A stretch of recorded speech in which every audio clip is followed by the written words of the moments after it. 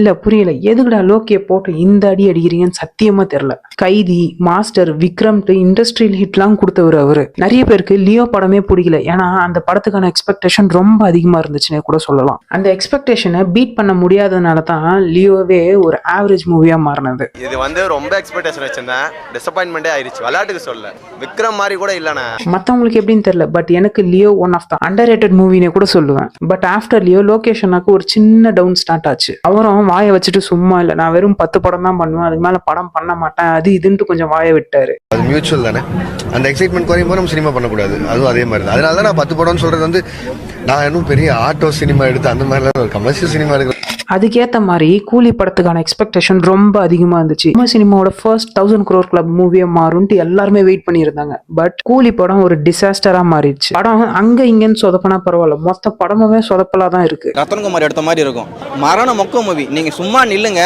ஆளுங்க மட்டும் வருவாங்க, நீங்க இப்படி இப்படி அடிங்க, மற்ற பேர்லாம் எல்லாம் செத்துருவோம். ஸோ இந்த கூலி ஃபிளாப்னாலேயே இந்த ரஜினி அண்ட் கமல் ப்ராஜெக்ட் லோகேஷ் கிட்ட இருந்து கை மாறி போச்சு. பிஃபோர் கூலியே ரஜினி கமல் ப்ராஜெக்ட லோகேஷ் தான் பண்ற மாதிரி இருந்தது. பட் ஆஃப்டர் கூலி ரிலீஸ் ஆனதுமே அந்த படம் ஃபிளாப்னு தெரிஞ்சதுமே ரஜினி டைரக்டரை மாத்திட்டாரு. அண்ட் ஆல்சோ அப்பத்துல இருந்தா மீம் கிரியேட்டர்ஸும் லோகேஷ் அண்ணாவை அடின்னு அடிக்க ஆரம்பிச்சாங்க. அது இப்போ வரைக்கும் போயிட்டே தான் இருக்கு. எல்லாருக்குமே ஒரு அப்ஸ் அண்ட் டவுன்ஸ் இருக்கும்.